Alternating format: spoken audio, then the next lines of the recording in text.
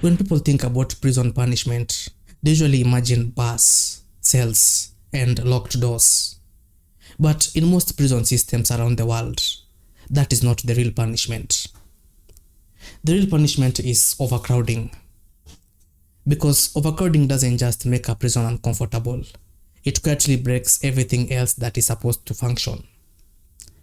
And once overcrowding takes over, violence becomes normal, neglect becomes routine, and survival becomes the priority. Overcrowding means there are more people than the prison was originally designed to hold. Not slightly more, often double, triple, sometimes 8 to 10 times the capacity. Cells built for one person hold 5. Cells built for 4 hold 18. Hallways become sleeping areas. Bathrooms become shared living spaces. And from that moment on, the prison stops being a controlled environment. It becomes a pressure chamber. Here's the first thing overcrowding destroys: space. Space is not a luxury in prison, it's a form of control. When people have no physical space, tension has nowhere to go. There's no privacy, no silence, no way to step away. Every moment becomes negotiation.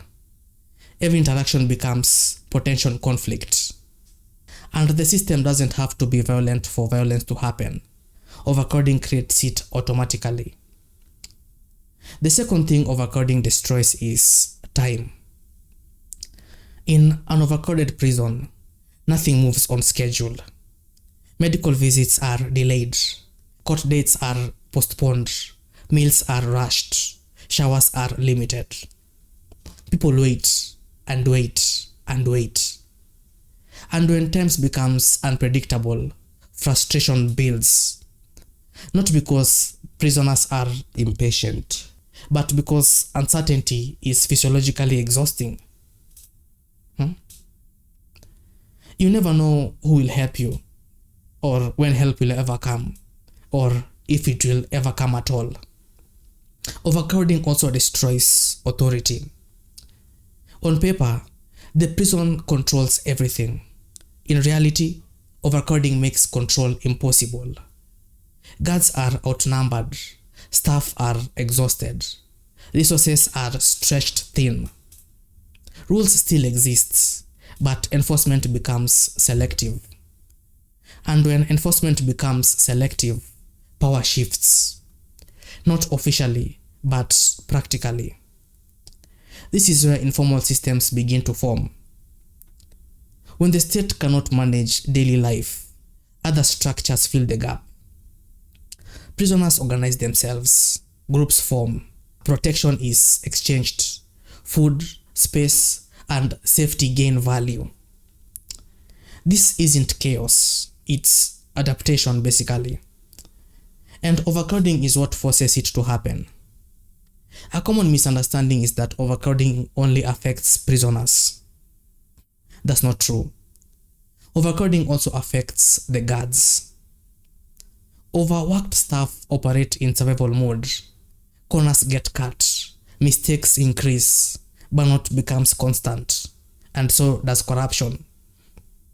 When guards stop seeing order as achievable, they focus on preventing collapse.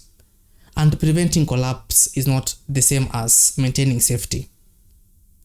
Another thing overcrowding destroys is healthcare. Prisoners are not built to handle mass medical needs. When too many people are confined together, disease spreads faster. Mental health deteriorates. Small issues become potential emergencies. Overcrowding turns preventable problems into fatal ones. Not because no one cares, but because the system physically cannot respond in time. What makes overcrowding especially dangerous is that it's invisible from the outside.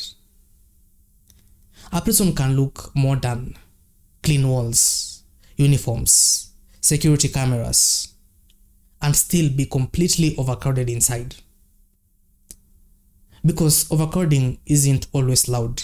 Sometimes it's very quiet suffering, quiet neglect, quiet decay. Now, here's the uncomfortable truth. Overcrowding is not an accident.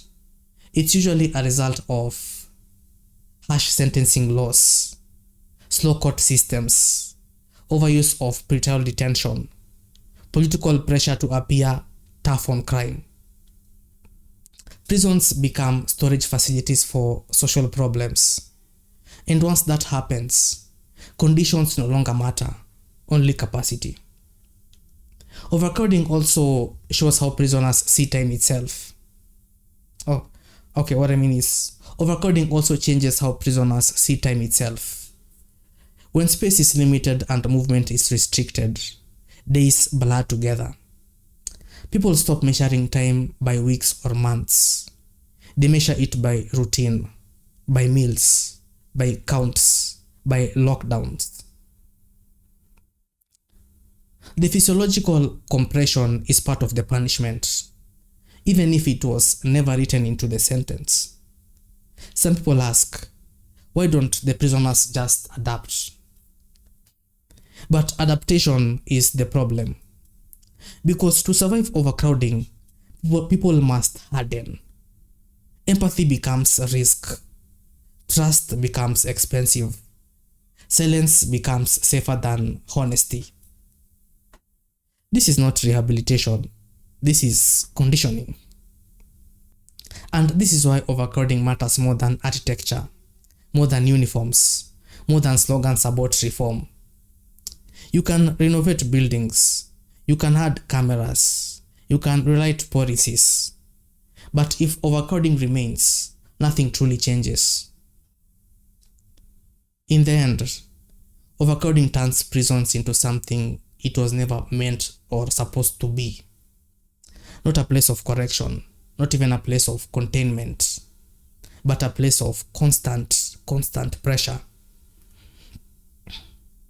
When the punishment is not just the sentence, it's the environment itself.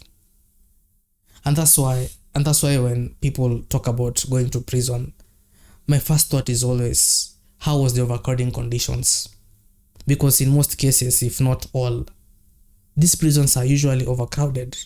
Because remember, it's also a form of punishment. They use overcrowding to punish people. Anyway, that's it for this video. My name is Kings Lion. Please feel free to subscribe, hit the like button, because I'm very passionate about speaking about prisons and what they go through, the prisoners, the guards.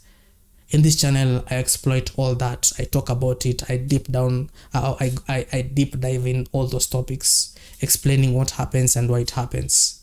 And I guess I'm the only channel doing it. So if you're interested, please feel free to join the community and also join our membership. I'll see you on the next one. Peace.